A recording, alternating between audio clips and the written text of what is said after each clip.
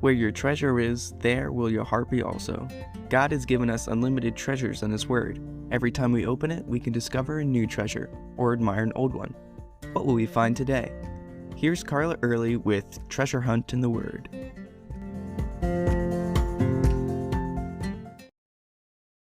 There couldn't be two more contrasting people in all of the Bible. Mary, the sister of Martha and Lazarus, and Judas Iscariot. And nowhere is this more obvious than in John 12. While Jesus was relaxing at supper with friends, Mary came in and anointed his feet with expensive perfume. This went way beyond the custom of washing a guest's feet. It was an act of worship. Judas and the other disciples were aghast at what they saw as a waste. John specifically named Judas as the one who spoke up and criticized her. Why didn't she sell that and give the money to the poor? It was worth a year's wages. In Matthew and Mark's versions, all the disciples agreed with this statement, though they didn't say who said it. Mary not only gave, but poured out, used up something of great value.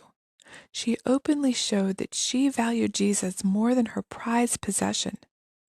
Judas's words openly showed he didn't think Jesus was worth it.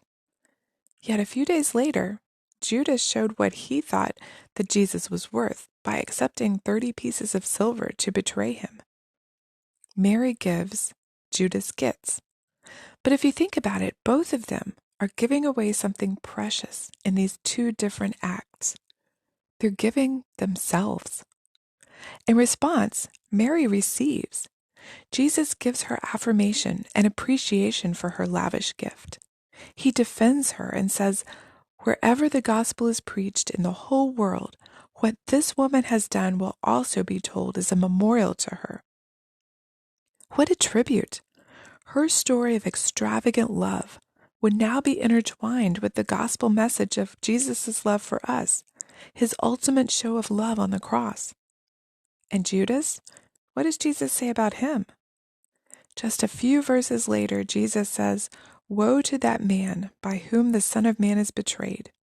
It would have been good for that man if he had not been born."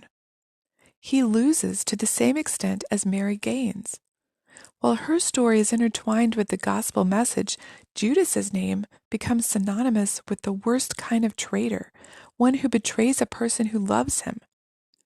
Remember the night Judas betrayed Jesus? Jesus washed Judas's feet. And when he said, "Woe to that man," he was warning Judas in love.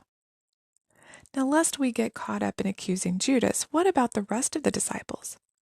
Those who claimed to love Jesus saw Mary's gesture as a total waste, and her lavish pouring out of herself in her demonstration of love for Jesus also contrasts sharply with the disciples falling asleep in the Garden of Gethsemane during a time when Jesus needed their prayers and support the most.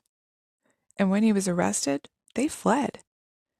They didn't understand Mary's love for Jesus because theirs hadn't quite made it to that level.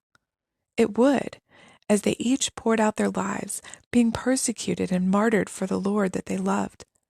But only Mary loved him that much before the cross. What about us? Do we hold back when we should be pouring out?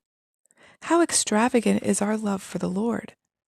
How do we give ourselves to other things instead of him?